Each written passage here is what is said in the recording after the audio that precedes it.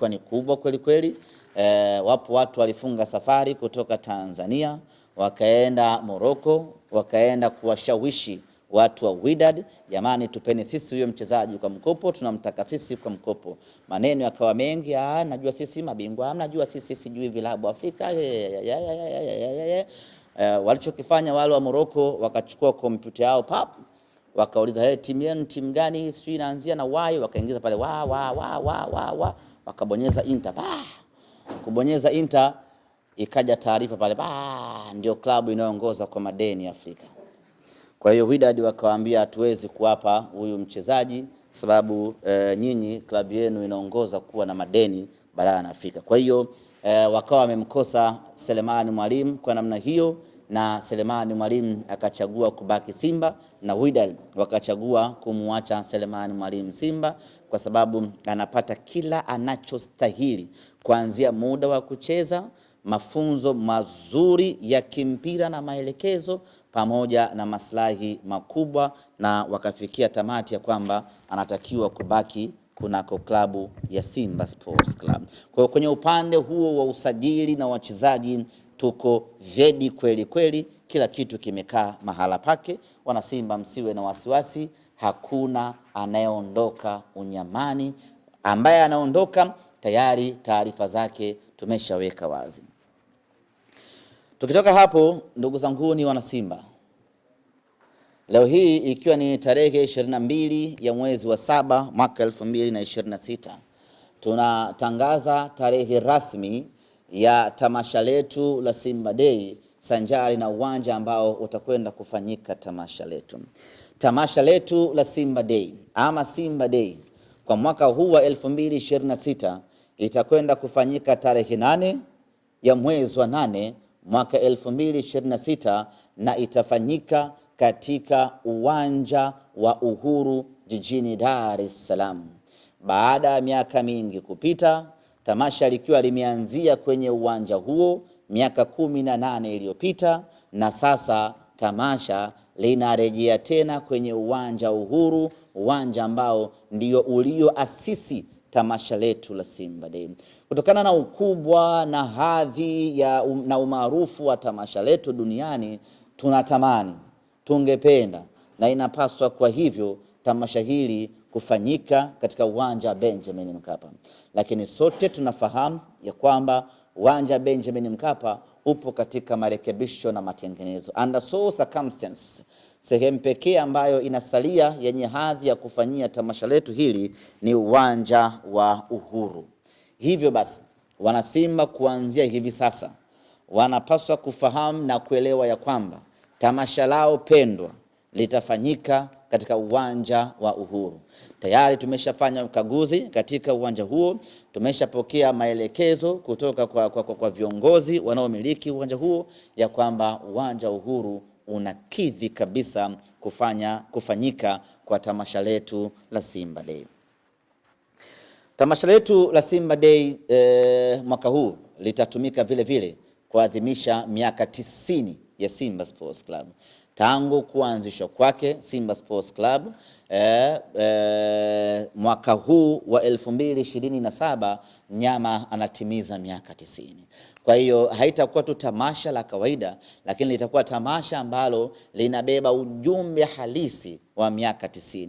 Tamasha la kuonesha changamoto, la kuonesha mapito na kuonesha mafanikio, lakini kubwa kabisa kuonesha mwelekeo wapi Simba inapoelekea baada ya kufikisha miaka 90, lakini kumshukuru Mwenyezi Mungu vile vile kwa kufikisha miaka 90. Viko vilabu vingi ambavyo tulizaliwa wakati mmoja, lakini vingi vimesha taga. Simba Sports Club bado iko hapo. Tuna kila sababu ya kumshukuru Mwenyezi Mungu kwa kufikisha miaka 90. Kuelekea kwenye Simba Day yetu, utaratibu ni ule ule na haya ni maagizo. Kila mkoa wanawajibika kufanya Simba Day yao kimkoa, kiwilaya, kimatawi, mnajikusanya kwa pamoja, mnaadhimisha tamasha hili. Lakini sio tarehe 8 ya mwezi wa 8. Tarehe 8 ya mwezi wa 8 ni siku ya Simba Day kuu. Hakuna Simba Day nyingine kufanyika huko mitaani. Simba Day inapaswa kila mkoa unapaswa kutengeneza ama kuchagua tarehe yake ya kuadhimisha Simba Day, ambayo itaenda sambamba na kufanya matukio ama shughuli mbalimbali za kijamii kwa ajili ya kurejesha kwa jamii. Tayari iko mikoa ambayo nimeshapata taarifa zao, wenyewe watafanya Simba Day yao katika sehemu mbalimbali. Kwa mfano Morogoro, wenyewe Simba Day kimkoa wanakwenda wanaifanya tarehe 2 ya mwezi wa 8, wanakwenda kuifanyia Ifakara, na wengine vile vile wanaendelea kujiorganize ili wafanye tamasha la Simba Day kimkoa katika maeneo yao. Kwa hiyo kila mkoa unawajibika kufanya tukio hili katika eneo lao na kufanya matukio ya kijamii. Kila mkoa, kila wilaya wanapaswa kuchangia damu. Haya ni maelekezo. Wanapaswa kuchangia damu ili tuisupport damu, mpango wa taifa wa damu salama, kwa kuwa damu ni mahitaji ya umuhimu kwa binadamu. Lakini kutoa misaada kwa watoto yatima, na kama haitoshi kuwasaidia wajane na wazee, na kutoa misaada hospitalini. Kwa hiyo haya ni maagizo ambayo viongozi wa Simba mikoa wanapaswa kuyabeba na kuyafikisha kwenye matawi yao. Kila mkoa ufanya shughuli kama hii. Lakini tunapokuwa kwenye msimu wa Simba Day, tunawajibika kuyaboresha matawi yetu, kuyafanyia usafi matawi yetu, kuyapaka rangi upya matawi yetu, kubadilisha bendera ambazo zimechakaa, zimechoka, tunazibadilisha. Huu ndio msimu wa kuyapendezesha matawi yetu. Matawi ya Simba hawezi kufanana kama na kibanda cha mkaa. Tawi la Simba linapaswa kuwa ngari. Bendera ya Simba inapaswa kuwa nyekundu kwa rangi yake. Sio nakuta kwenye tawi bendera imechoka, imechakaa, imechanika. Hiyo sio standard ya Simba Sports Club. Hiyo sio hadhi ya Simba Sports Club. Hadhi ya Simba ni umaridadi, ni usmati, na hivyo kila tawi linapaswa kujiboresha. Kupaka rangi tawi, kuboresha shina lao, kuboresha ofisi yao, pamoja na kubadilisha bendera za tawi ili matawi yawe yana muonekano mzuri wa kupendeza, na hiyo ndiyo standard ya Simba Sports Club. Kuelekea kwenye Simba Day, tumekuwa na utamaduni wa uzinduzi wa wiki ya Simba.